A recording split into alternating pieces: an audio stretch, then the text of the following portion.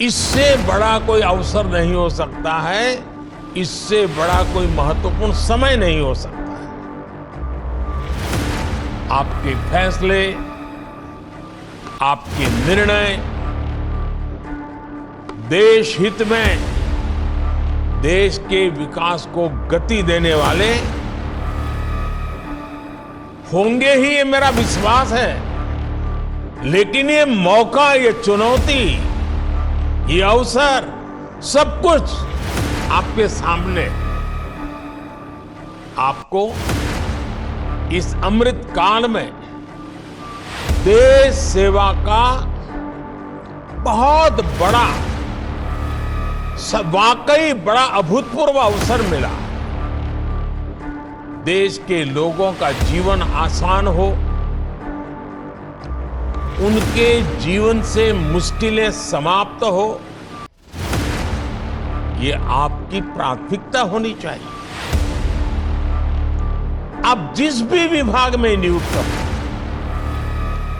जिस भी शहर या गांव में हो, हमेशा इस बात का ध्यान रखिएगा कि आपके कार्यों से जन सामान्य की कठिनाइयां कम हो, मुसीबतें दूर हो, ईज ऑफ लिविंग बढ़े और साथ साथ 25 साल के अंदर अंदर देश को विकसित भारत बनाने के सपने के भी अनुकूल हो। कई बार आपका एक छोटा सा प्रयास किसी के लिए कई महीनों का इंतजार समाप्त कर सकता है, उसका कोई बिगड़ा काम बना सकता है। और आप मेरी एक बात जरूर याद रखें, जनता जनार्दन ईश्वर का ही रूप होती है। जनता से मिलने वाला आशीर्वाद, गरीब से मिलने वाला आशीर्वाद भगवान के आशीर्वाद के बराबर ही होता है। इसलिए आप दूसरों की मदद की भावना से, दूसरों की सेवा की भावना से काम करेंगे तो आपका यश भी बढ़ेगा। और जीवन की जो सबसे बड़ी पूंजी होती है संतोष, वो संतोष वहीं से मिलने वाला है। साथियों, आज के इस कार्यक्रम में बैंकिंग सेक्टर के काफी लोगों को नियुक्ति पत्र मिल रहे हैं। अर्थव्यवस्था के विस्तार में हमारे बैंकिंग सेक्टर की बहुत बड़ी भूमिका होती है। आज भारत उन देशों में से एक है जहां का बैंकिंग सेक्टर सबसे मजबूत माना जाता है। लेकिन 9 वर्ष पहले ऐसी स्थिति नहीं थी। जब सत्ता का स्वार्थ राष्ट्रहित पर हावी होता है, तब कैसी बर्बादी होती है, कैसा विनाश होता है। देश में कई उदाहरण हैं। ये हमारे बैंकिंग सेक्टर ने तो पिछली सरकार के दौरान ये बर्बादी को देखा है, झेला है, अनुभव किया है। आप लोग आजकल तो डिजिटल युग है, मोबाइल फोन से बैंकिंग का सेवाएं लेते हैं, होम बैंकिंग करते हैं। लेकिन आज से 9 साल पहले जो सरकार थी ना, उस समय ये फोन बैंकिंग का कल्पना ही अलग थी, रिवाज ही अलग था, तरीके अलग थे, इरादे अलग थे। उस जमाने में, उस सरकार में ये फोन बैंकिंग मेरे आपके जैसे सामान्य नागरिकों के लिए नहीं था। देश के 140 करोड़ देशवासियों के लिए नहीं था। उस समय एक खास परिवार के करीबी कुछ ताकतवर नेता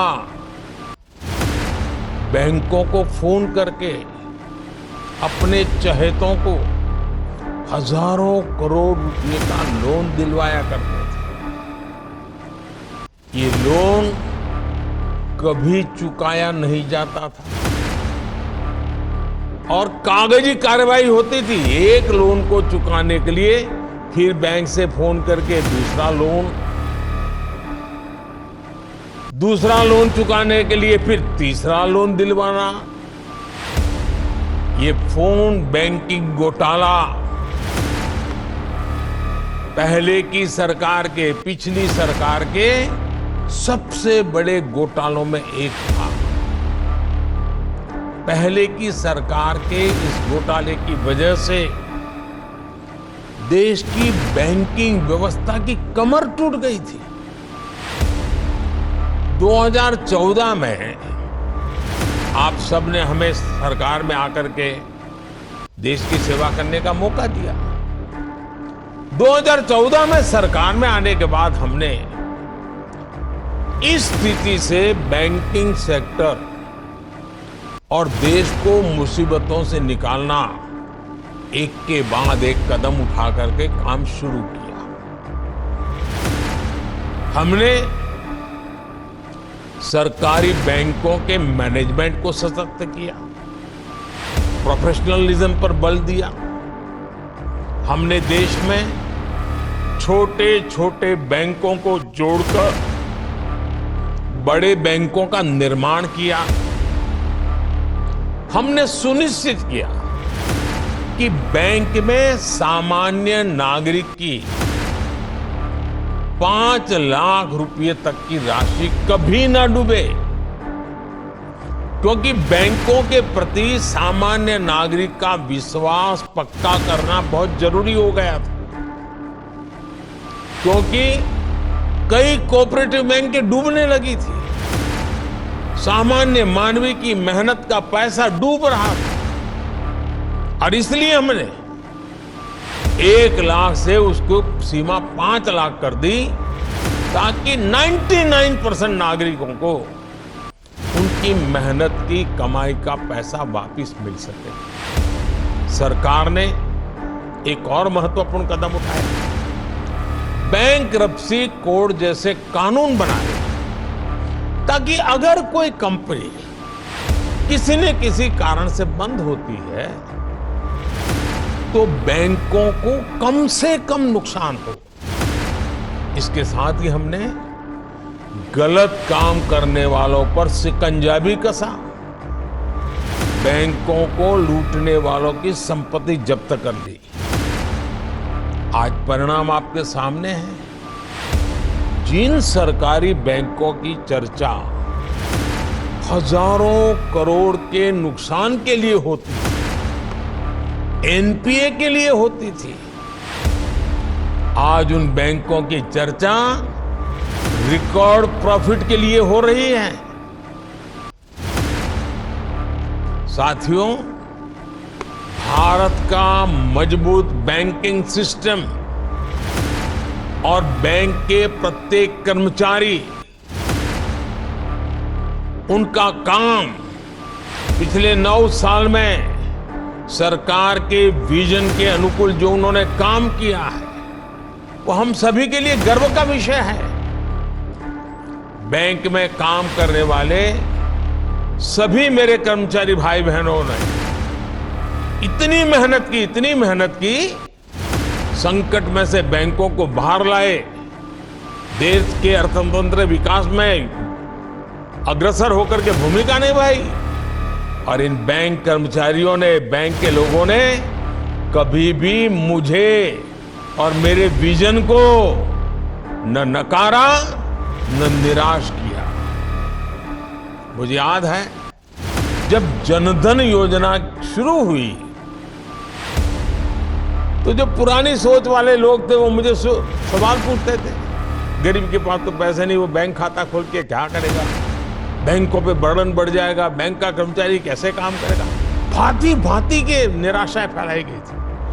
लेकिन बैंक के मेरे साथियों ने गरीब का जनधन खाता खुले, इसके लिए दिन रात एक कर दिया। झुग्गी झोपड़ी में जाते थे बैंक के कर्मचारी,